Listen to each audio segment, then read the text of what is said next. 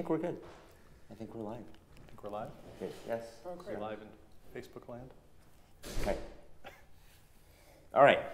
Hi, everyone. Good morning. Hi to our online audience. Happy World Voice Day.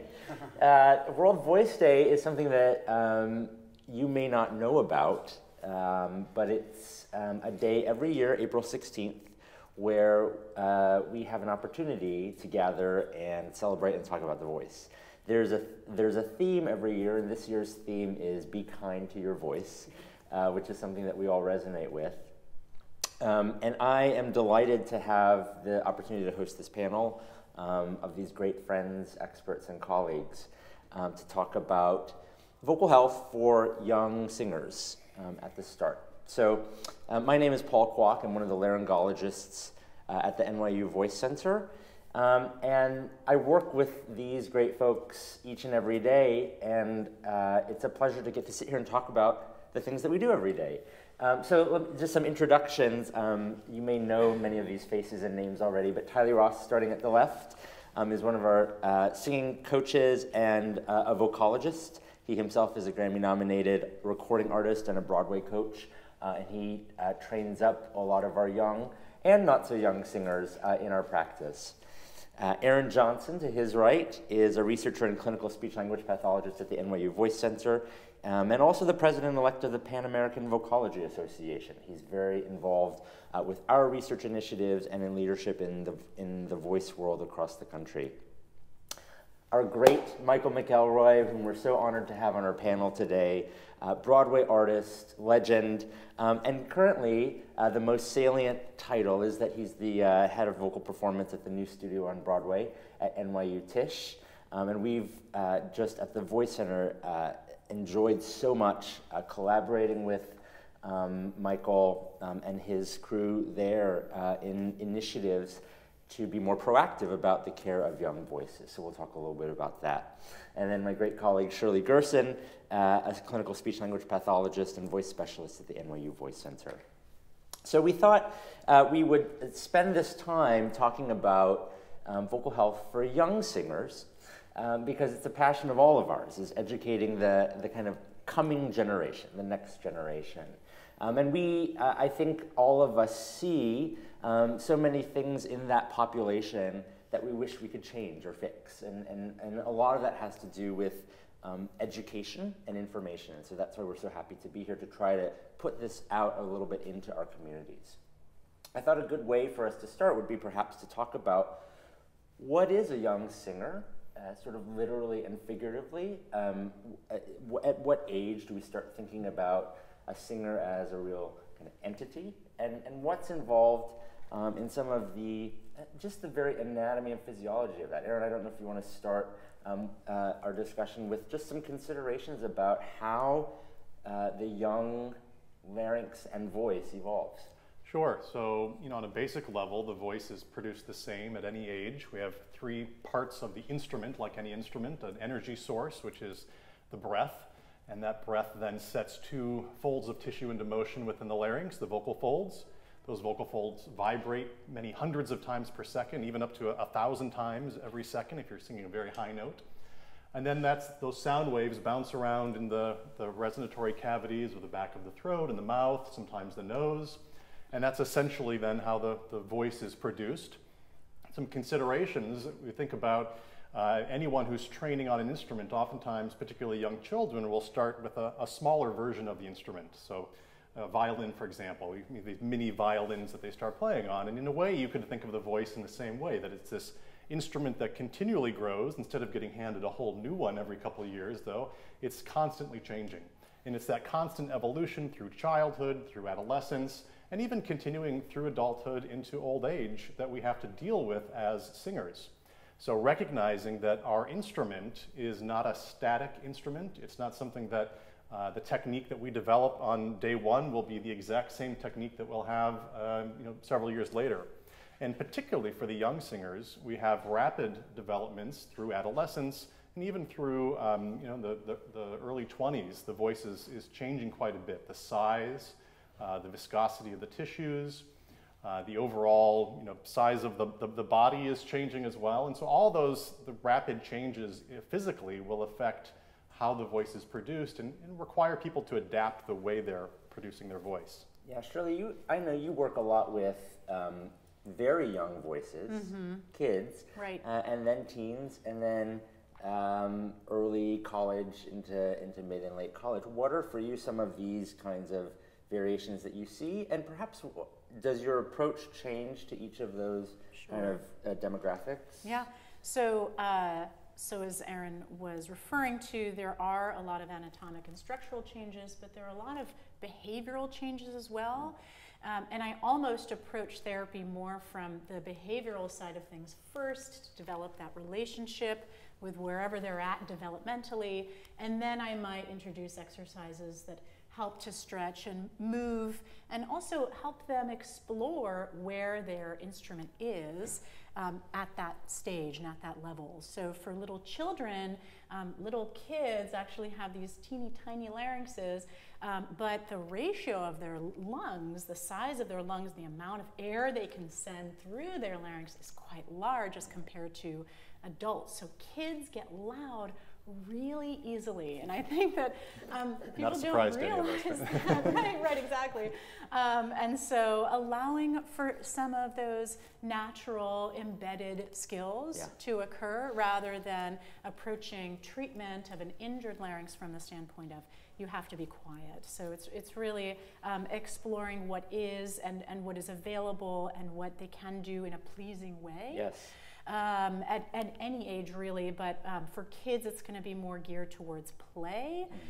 For adolescents, it's really about establishing a bipartisan relationship where I'm offering information, but I'm also creating a relationship where they feel just as responsible for whatever changes that they'll be making. Yeah. I mean, so there are anatomic, physiologic, behavioral considerations, and what some of that starts to show us is how central to an identity the voice is. And I think that's what's so fascinating about an evolving young voice, is that at a time when people are evolving physically, but also emotionally and psychologically, you have this emergence of a thought of a career in voice. Tyler and Michael, so when you start to kind of see these young voices at about, I don't know, what, 17, 18, sometimes a little bit earlier, and what is it that you are looking for, listening for, and how do you think about kind of these young voices, and what does your eye gravitate toward when you're looking at young singers?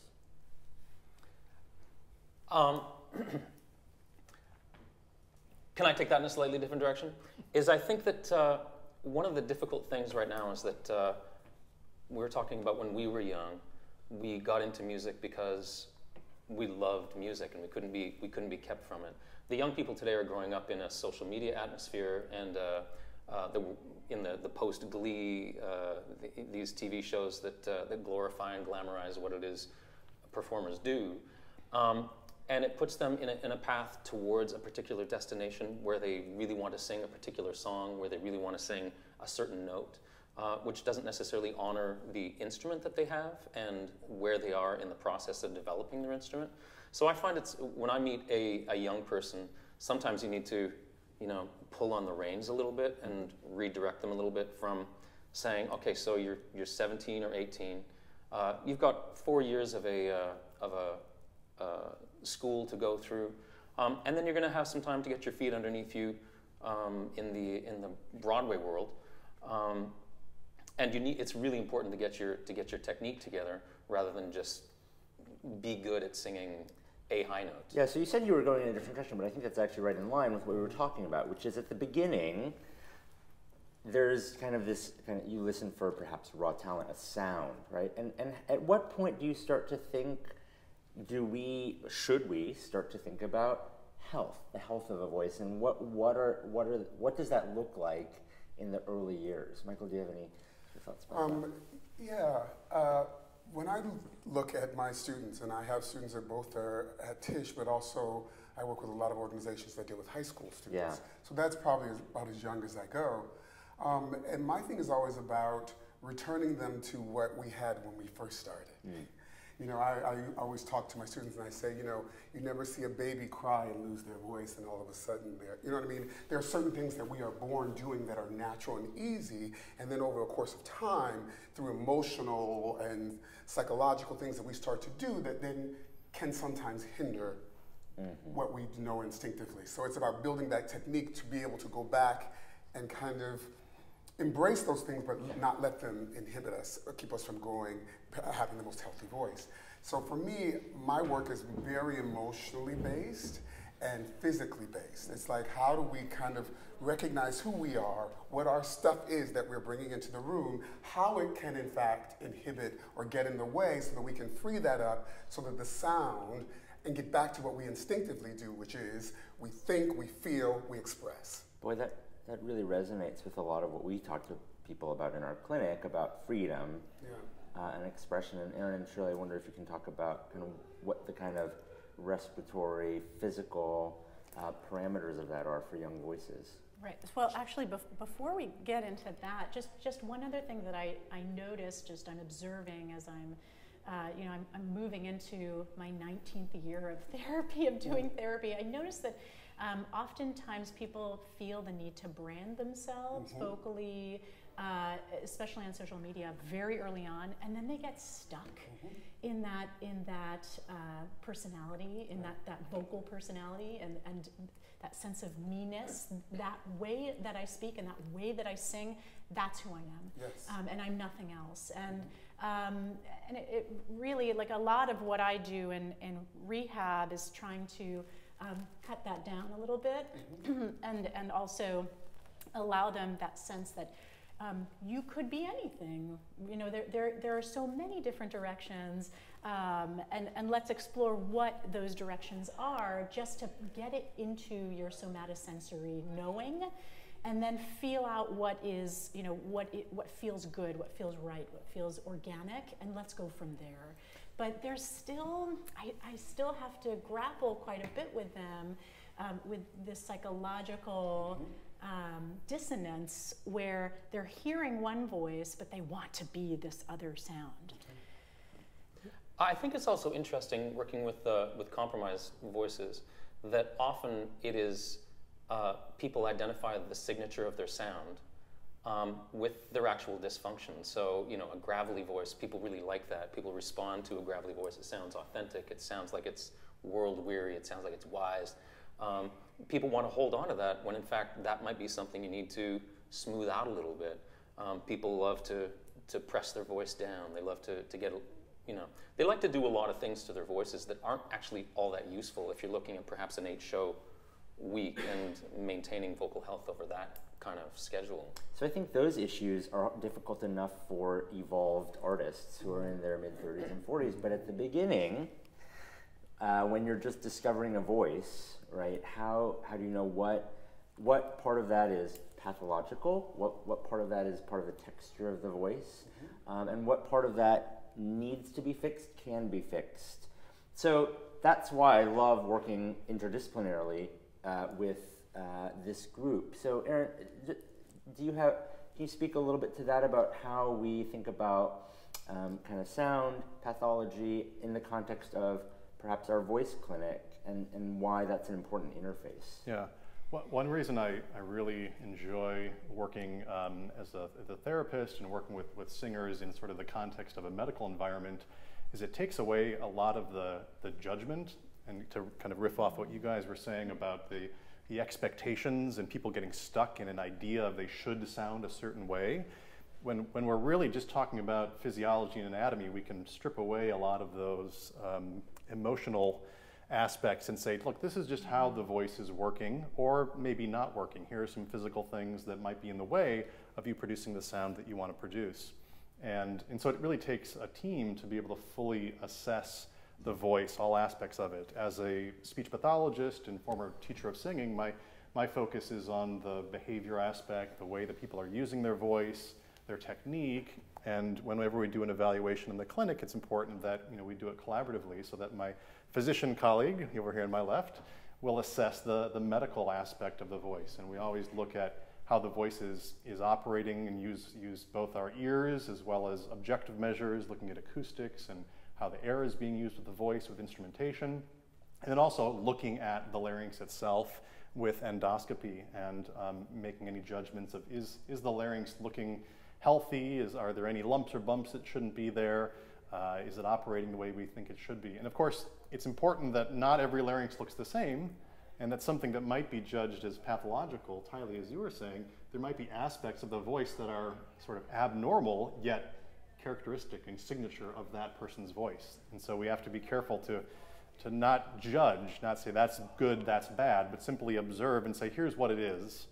And if someone's in our clinic, it's usually because they're not performing the way they want to be performing, and then we help figure out what are the things we can do to help them move forward and get back. Or I oftentimes don't like to talk about going back. People say, can I get my voice back? Mm-hmm. And I always say, I don't know if we can get you back, but I know we can get you forward. Yeah. And that's what we focus on. I think that's why we've been so delighted at this work that Michael is doing with us in getting the NYU students more proactively into our offices for baseline exams. So that's one of the things that we really believe in and espouse, because, as Aaron was saying, there are people who have variations in normal anatomy that are just their variations in normal anatomy. And it's not only helpful to characterize those, but it's also helpful in terms of educating them about what the significance of the vocal fold anatomy is in the context of their singing, and then having also a starting point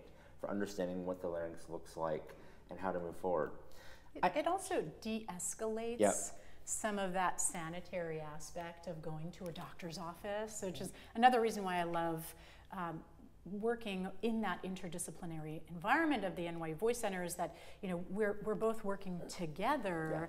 Yeah. And oftentimes when I go into the exam room and introduce myself, I kind of have this response of a little bit of like a sigh of relief, like, yeah. Oh, okay, so it's not just instruments, and in that way we establish that relationship that totally. can then before there's a crisis, mm-hmm. right? Exactly. Right. So Michael and Tylee, when you guys were starting out at the start of these sort of like great careers, can you remember the first time you saw a voice doctor or went into an office, and what was that like? And do you wish you'd gone earlier? Just tell us a little bit about that experience.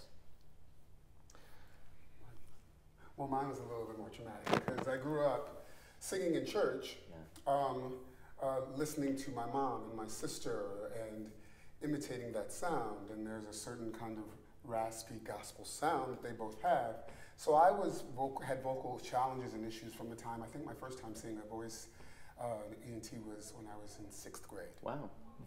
Who even at that time diagnosed me as being prenatal. So there was nothing that was done about that, but it was something that I was aware of, that in imitating certain sounds, I was doing certain things physically that also went along with emotional things that were going on that were affecting how I produced sound. Sure. And did it in a consistent way. And you said 6th grade, so your body was still developing and evolving. But I was still singing soprano stuff, range stuff, and continued to sing alto in gospel in church well into my high school years. And then in college, had my first real voice teacher, and we spent a lot of time focused, and I do this as well, on traditional musical theater, which really helps to understand melody and line and how lyric and the words match where the note is, and as opposed to, I think sometimes these new contemporary musical theater writers, there's a little bit more pressure for note and not necessarily always a connection to intent, character, intention, and lyric. So I had issues and challenges that kind of went away in college, and then the minute I got here, I think it was my second Broadway show, I literally hit the same wall. It was a show where there were only 6 of us. It was a musical review, so we were singing from beginning to end. And somewhere during previews, I started to lose my voice, and I just kept pushing through. And so I went to a voice ENT, and he said, "You have to stop." He said, "You need a week of complete vocal silence." We're in previews. My cover has not even been prepared to go on yet. And I stopped, And that was when I was introduced to my voice teacher, Joan Lader, who I started going to and continue to go to over the years. So I've always had challenges. Yeah. So for me, technique was about being a Broadway performer and doing this 8 times a week and being consistent. Yeah. And what technique taught me how to do in my work with Joan was how to sing, how to deliver at 90%, at 50%, and to also know when to say no. Yeah. And that's what technique has been for me. That ability to give you a foundation to be able to move and navigate through allergies, through colds, all of those different things, through reflux, all of those things, but then also to know when I'm doing this warm-up, this is the time to say no. Yeah, well, what I love about that account is that it really illustrates the athleticism of what you do as vocalists, right? I mean, and that's one of our kind of passion projects recently has been getting out there the idea, which I think is absolutely true, of the athleticism of a voice. We call singers vocal athletes, right? Because I think it gives people a really nice way to think about what it is that you do when you have to get on stage 8 times a week. Aaron, can you speak a little bit about, we talk about this all the time in clinic, but can you just expand on that a bit for us? Yeah, so, I was talking about earlier kind of the physicality of how the voice is produced, and one aspect of that is those little vibrating pieces of tissue that actually are the sound source for the voice. And when they're vibrating hundreds of times per second, they're also colliding with each other 500 times per second. So you're getting these, or hundreds of times per second. So you're getting these collisions of these 2 little pieces of tissue. And we don't know exactly how many collisions any one person can handle before they start to get swollen and fatigued.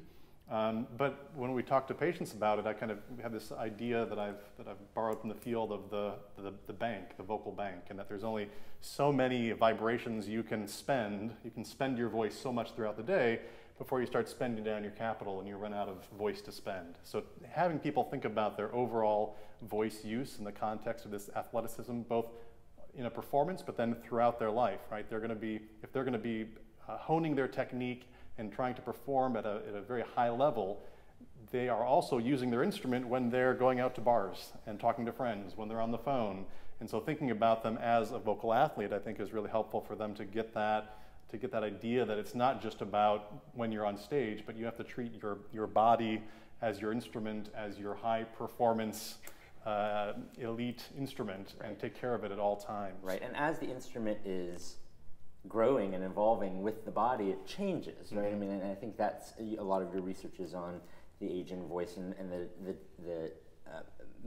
the ways that evolves through time and with age.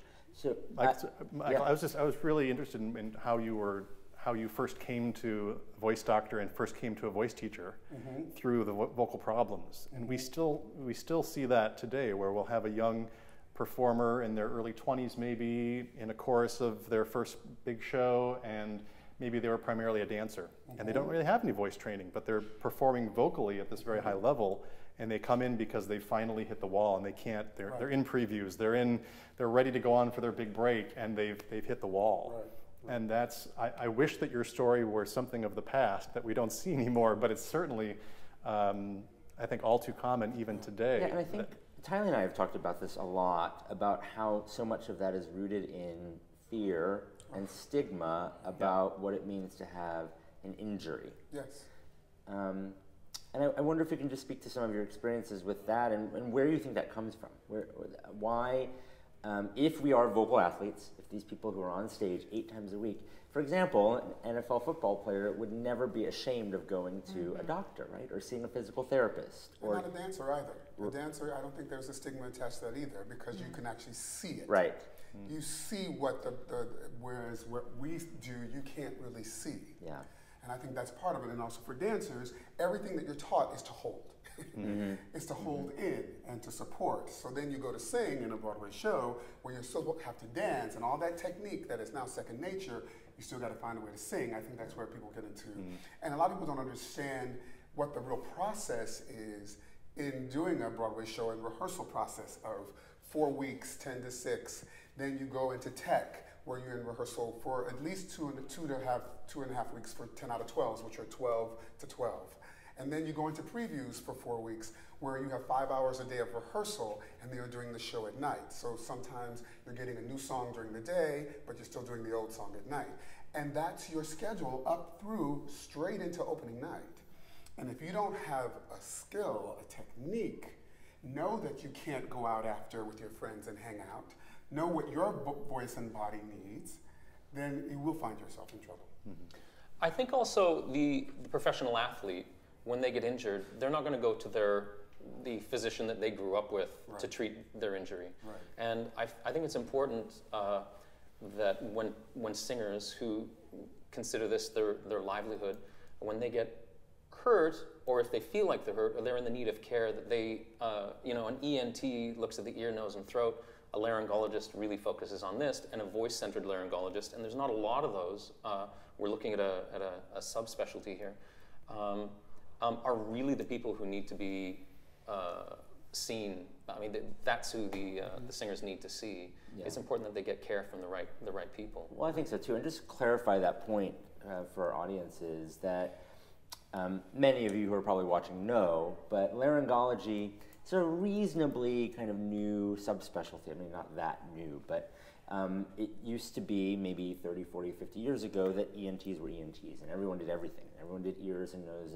and throats. And really now, I think the field has evolved so quickly and dynamically that voice centers now are built on laryngology and speech-language pathology. So a laryngologist, like I am, does just larynx. So I always tell people that I'm an ENT, but just the T part.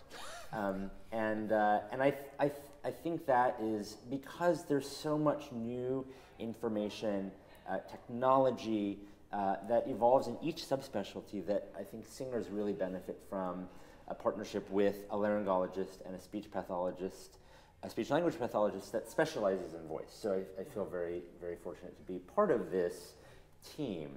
That's easier in big cities, yes, right?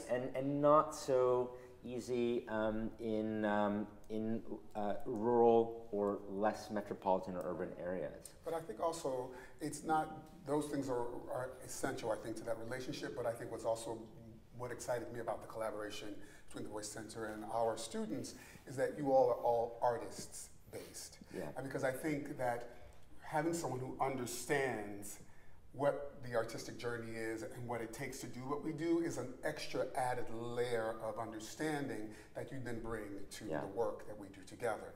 And so that helps our students because you know what they're dealing with. Yeah, totally. And we have some empathy for it too. Yeah.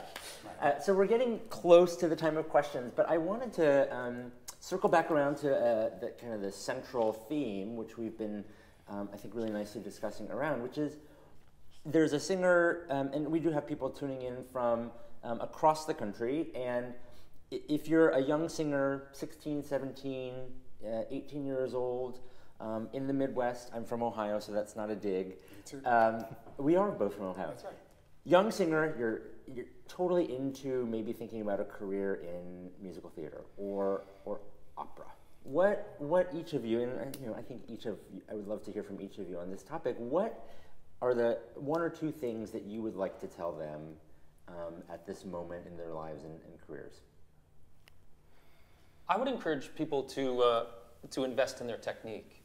I find too many young people really just trying to hit the newest high note that they're seeing on YouTube these days. Developing their technique, I think, is really important.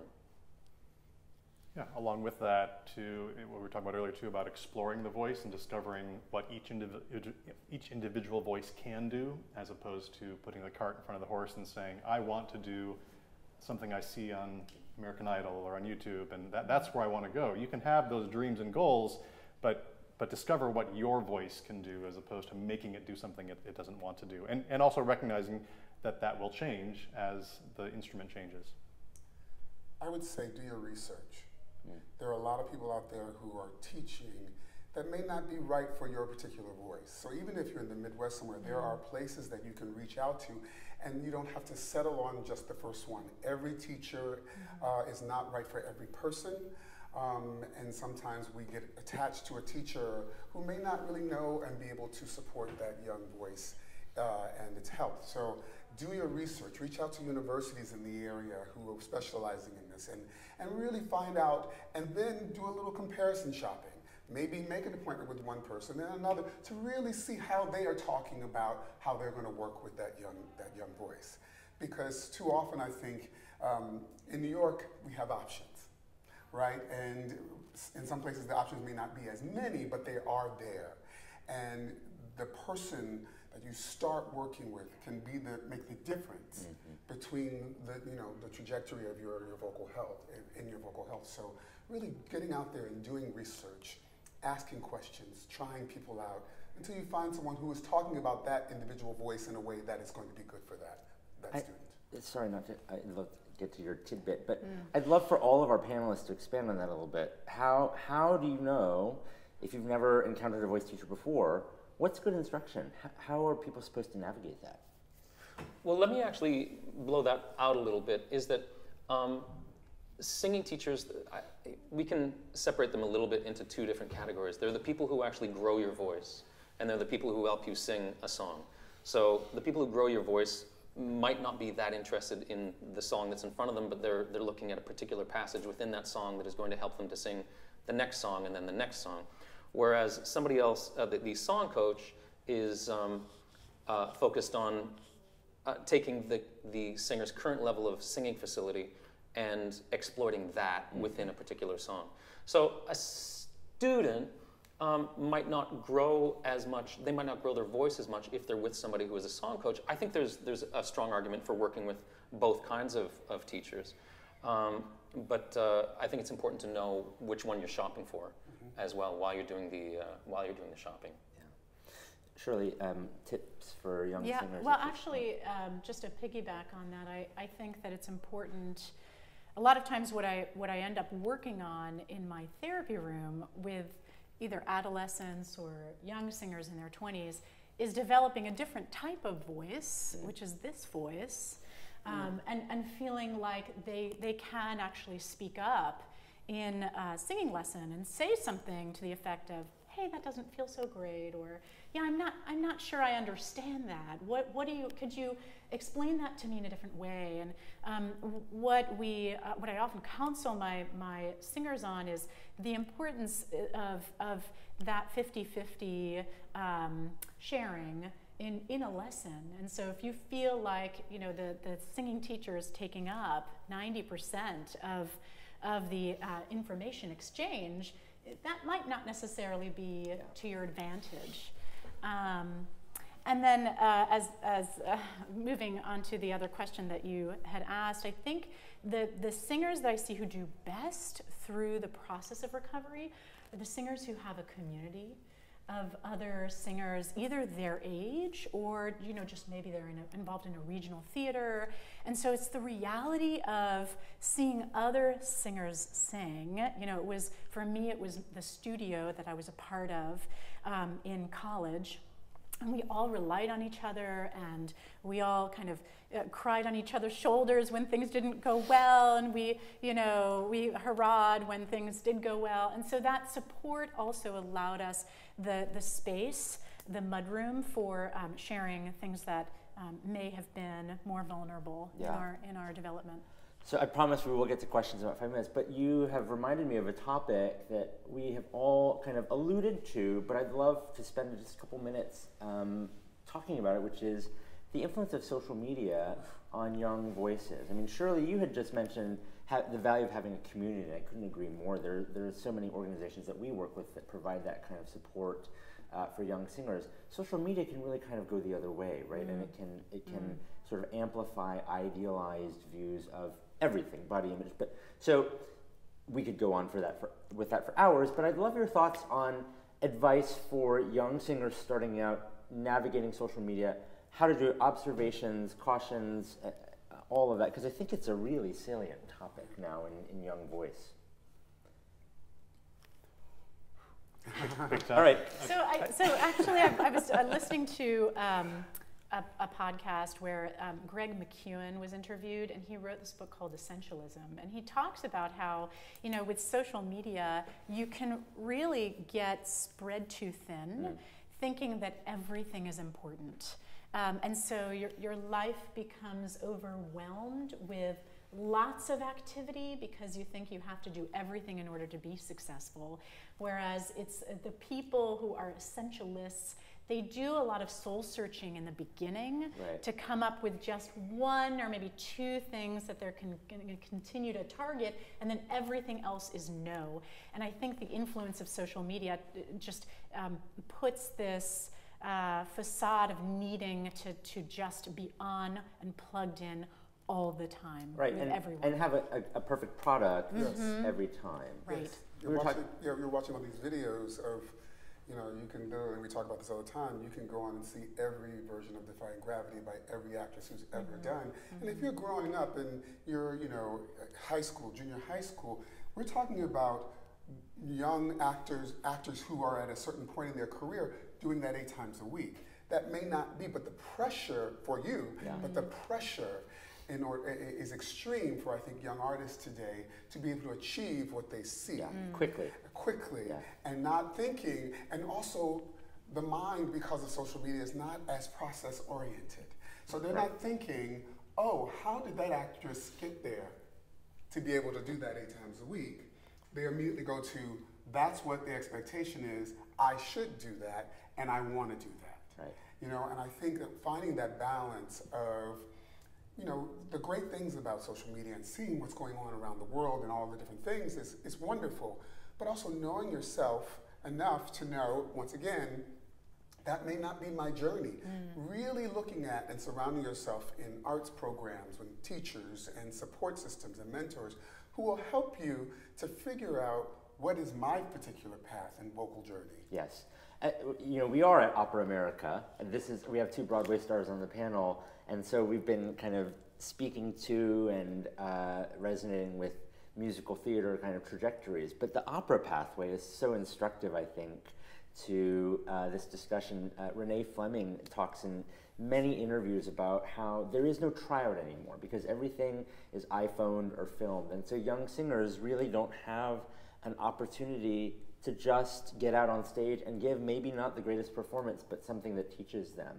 And I think the other dimension of that is that an opera career tends to be much longer than, or at least the trajectory, the journey there is longer. I think of the Wagnerians that are on stage right now at the Met in the Ring cycle. I mean, all of those leads are somewhere in their 40s and 50s, right? And that's how long it took them to get there, to develop the technique so that they could stand on the Met stage unamplified. So that journey, I think we lose that sense of work, discipline journey with social media. And I think we're starting to see some of the toll of that even in our offices with people who have this kind of disconnect between sort of product and process. So, all right, well, I meant to get to questions earlier. So if you all in the audience have any questions, we'd love to hear them. If you who are watching out in online land want to write some in on our Facebook page, we'll take them. Any questions here from the audience? Yes, please. I have a 17-year-old son who is a hope-to-be opera singer, and he has developed a habit of almost a kind of a fear of hitting higher notes. Right now he's a bass, a very low bass, like a bass 2, and he will get very tense anytime he has to reach a note at a certain level, which he can hit, but there is some kind of fear. And it's become to the point now where the tension actually is affecting almost everything. Showing up for a lesson or being prepared for a school jury. He goes to music school. How does one? I know this is a mindset thing, but how long does it take to work on something like that? And what kind of work should someone who's going through this mindset, what should he be doing to help himself? We were just talking about basses backstage, actually. When I was singing professionally, I was a bass baritone, and growing up as a young bass baritone, I always wanted to sing higher and never could. And so I can empathize with your son's predicament. I think what I was saying earlier about figuring out what his voice can do and what he's comfortable doing, and then exploiting that as he's developing is really important. So finding appropriate repertoire. It's kind of about the expectation, right? If he thinks he should be able to do something that he can't do, that's when there's this disconnect. And then the tension, the fear, that's when that creeps in. So finding repertoire that he feels that he's comfortable performing, that doesn't have a range that's too strenuous. Doing vocal exercises outside of repertoire where he can explore what his voice can do. Flipping up into the falsetto and exploring that transition area between the two registers is a really helpful thing. There's particularly as a young, low voice, I think you hear mature. Well, this is probably with all voices that we're talking about, but as a young, low voice, you hear the mature old voice and think, oh, I should sound like that, and that ends up being a lot of kind of swallowed, darkened, I want to this big old voice, and that's sort of one of the big problems we see with young, low voices that I saw with myself when I was training. So just lightening up, finding out what the voice can do in making any sound that feels free, that may not be the final performance voice, but just to discover the capabilities of the voice. Yeah, I probably should have repeated the question for our online audience, but you probably picked it up from context clues, but it was about the evolution of a low male voice. The other thing I'll say, just that your question reminded me of, is that, for example, I was a pianist for a long time, and I started playing when I was 5 years old, right? And so you realize that by the time I'm 17, I've been playing the piano for 12 years. So when young singers start out at the age of 16 or 17, and there's this kind of impatience or expectation that the voice needs to be farther along, I always think that's a helpful point of reference, that their colleagues who have been playing the piano or the violin have been doing it, admittedly with smaller instruments, but sort of getting the muscles aligned and organized for 12, 15 years longer. So I think that's why the trajectory, that's an important thing to remember. I think the other thing that we really have to hit on is the fear. Because when that starts to take root, it affects everything. And so if you live here in the city, then there are options, but getting them with someone who can help him, because that's really the issue. If you're saying, these aren't notes that he can't hit, it's just when he gets to a certain point. And for me, even in my voice lessons, I always knew where my voice teacher was on the piano. So I knew when we got to a certain place where I was, and the fear would set in, right? And it took me years to have a teacher who knew how to train and to work with me. And for me, it was always emotionally and physically based. Well, I think if I can put my focus somewhere, I think that the sound can move and do what it does. I mean, this maybe not specific to young singers, but boy, this is a huge theme that I'd love for us to just spend a couple of minutes just discussing, which is the influence of mind and emotion on the voice, right? I mean, so often it's so easy to say singers are crazy, or like they worry too much, but really, truly, and I'd love for you guys to talk about the ways, in fact, that the brain and the emotion actually have a very physiologic, functional effect on the voice. And I guess before I throw it out to you guys is,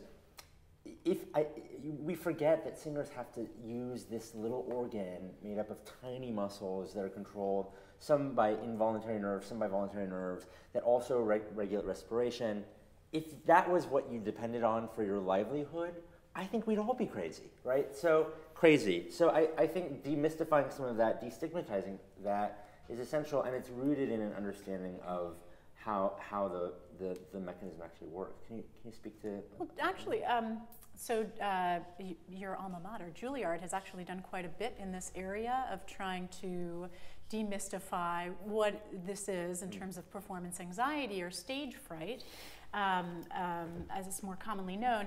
And so they brought in some psychologists to look at the process of how stage fright develops and how to approach it. And so rather than trying to go down the vortex of, maybe psychotherapeutic aspects of it. They just say, okay, let's try these exercises just to calm the brain, to focus the mind, and to connect that neuronal activity of, that parasympathetic rest and relax response to the actual performance. And they also, a lot of it is your relationship to failure, right? And which actually is something that develops very early on in your family setting. And so a lot of what the psychologists do at Juilliard is helping to sift through that and then associate these more physical exercises as the antidote. And they're having wild success with it, actually. I think that overlap is essential. How much of what you guys do, either in lessons or in therapy, would you say, and I know it's not a clean distinction, but how much of would you say is voice, respiration, mechanism versus psychology, sort of mind over matter? I think that sometimes fear kicks in when people need to step on stage and do a song, or they're about to sing a song that they know they don't have the ability to consistently do. That's terrifying. Yeah. Because when we fail as singers, it sounds bad. It sounds funny. I mean, talking about social media, people make fail videos of people cracking and hitting the wrong notes. This is awful. So I like to deal mostly, I like to identify, okay, there is fear around hitting this note, or you start this song with fear because you're worried that when you get to the great moment later on in the song, you're going to be singing a note that you have a 50% chance of hitting. Let's actually work on how to hit that note. Let's actually deal with that so that the fear evaporates, because we don't, because you can hit it. Yeah, that's actually a great. So sometimes fear it makes sense. It makes sense to be afraid of a song you can't sing. Yeah. But also for my connection, which is acting through song, what I tell my students, because we're looking at the thought, the emotion that makes you have to sing what you sing. Yeah. So once again, going back to those natural impulses, while at the same time building technique. So what I tell my students when they go into their private voice lessons is that, first of all, it takes a village. Two, don't just stand and do the song in a perfect, physical relationship in breath, but go into your voice teachers and say, I got to put the acting with this, because the voice teacher can't really help you if you're not doing it all in a holistic way. Then they can say, oh, when you're singing that note there, you're doing something strange, let me help you with that. Then you can but it has to, the only way that it works is if it's all connected. Yes. Beautiful music is, we can listen to songs all the time and feel nothing. Our job as actors, as storytellers, is to convey story, to tell story, to live in these human experiences. And through living in them, other people feel something. And we can't do that if all of it's not working together. That's right. And when it starts to not work, then we often see people in our offices, right? So, Tyler, your discussion reminded me that we had a question here. When should a young singer first visit a laryngologist on our voice center? And the reason it reminded me of that is because I think that some of what we do in looking is sort of peeling back the covers and helping to de-escalate some of that fear. So I guess from my perspective, I always tell singers I like to see them when they're not having a problem, so that we can have a discussion so that they can get used to what it means to have an exam.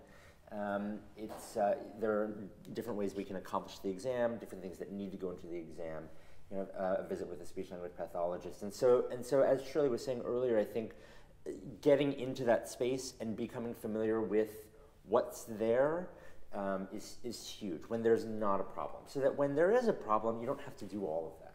Thoughts about when young singers should first come to a voice center? I think if they're starting a formal program, either in high school or in college, that's a good time, before the workouts begin, the vocal workouts begin.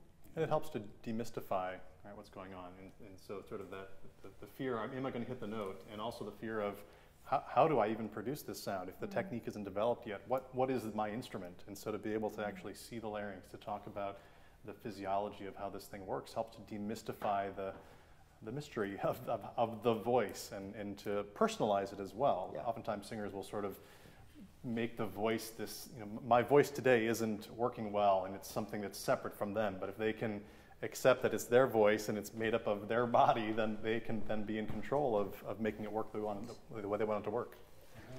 I think it's also important for people to have, we've referred to baseline exams. It's really good to have those. Something a lot of people don't realize they can ask for is they can actually leave the laryngologist's office with a video and images of other vocal folds that they can take with them. I actually collect my laryngoscopies. That sounds like a strange collection. I'm a laryngoscopot.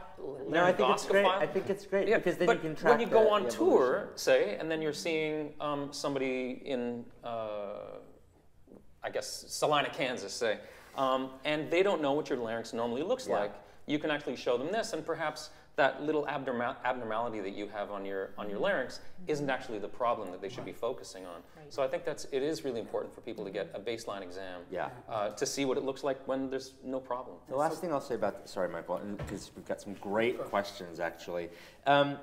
This may be a counterintuitive thing for a laryngologist to say, but I think actually the value of going to a voice center where there is strong speech-language pathology presence and input and support is that I think it can be very dangerous when all you think about are the vocal cords, right?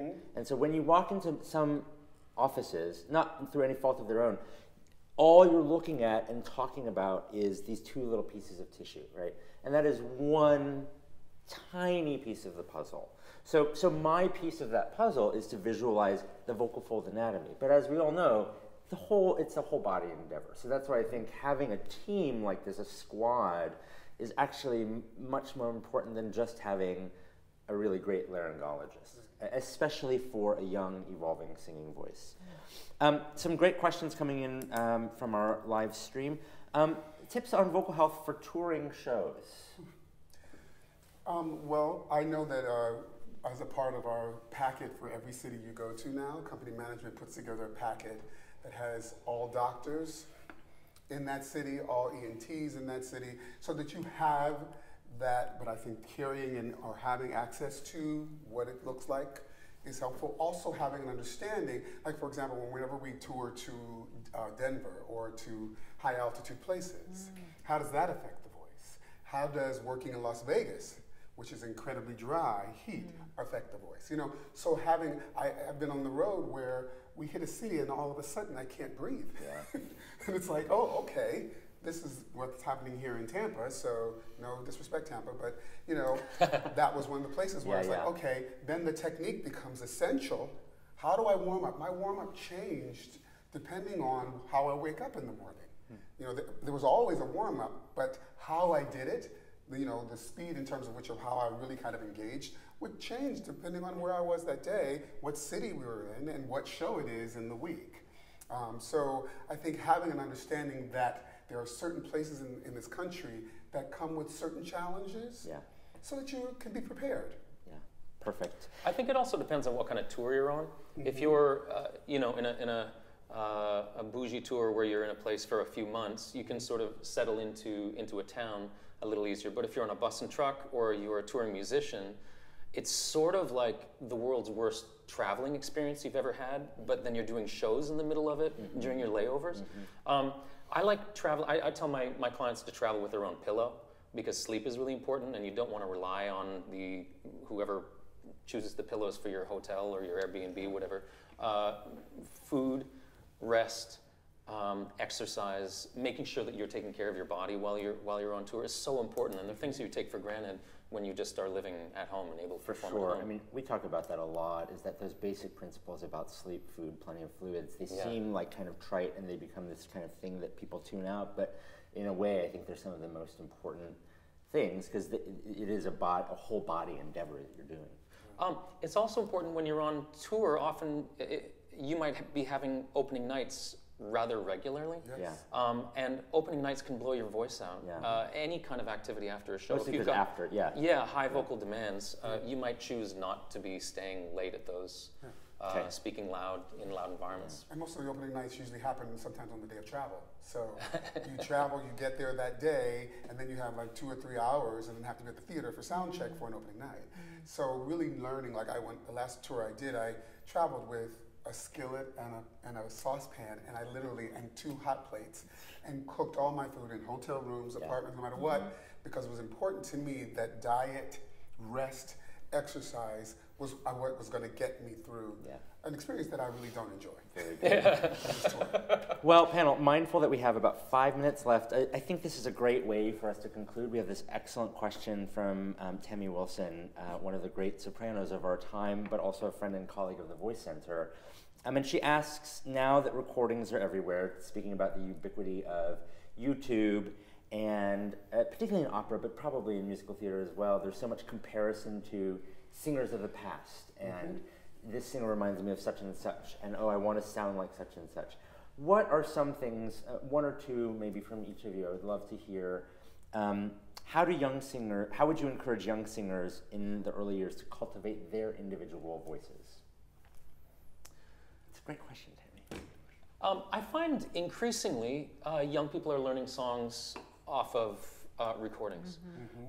And the great singers from the past didn't have the same access to previously existing recordings. I love for people to learn the music from the page, to work with an accompanist, get the actual information that the composer wanted you to have, and to have as pure a dialogue with that original material as possible, and come up with your own version of it before you even go listening to other people. And then let the culture of that song, what is the, how does Barbra Streisand hit that high note? Are there optional lyrics? Is there a different key, whatever, about that song? And then onboard whatever, go and steal from the best, but do that having already made your decisions about how that song meets your instrument and your artistry. I think going back to the vocal athlete analogy, that any elite athlete will do some amount of cross-training and isn't just going to exercise one muscle in the body. So you may know early on that you want to specialize in a certain genre, but that shouldn't preclude you from experiencing music from other genres or different eras of musical theater, or different, doing oratorio and opera if you're in the classical realm. And so really, as a young singer in particular, exposing yourself to lots of different types of repertoire, giving yourself the opportunity to feel what that's like vocally as the instrument continues to develop and change, I think is important. And just to piggyback on that, oftentimes what I do in my clinic is I'll have singers take a song that's problematic, or take a song that they've done ad nauseum, maybe in light of another singer's voice, trying to emulate that, and try it in a different genre. So if it's a musical theater type song, to do that in the most operatic way possible, or maybe try it with a super twangy country approach, and that also tends to free up their ears from what the expectation is that's kind of mapped in their motor cortex. And Michael? I think that reminding young artists that when you're going into the room, people are looking for what's uniquely you. And the only way that you can find that is by exploring. I think just like with a dancer, ballet is the foundation of everything. I think getting with a teacher that sometimes can give you that classical, even if you never ever want to grace any stage doing that, doing classical work, it still is a nice basis for certain techniques that you'll need. I think learning music from YouTube cheats you of finding your own personal connection to a piece of material. So that means sight singing, music theory.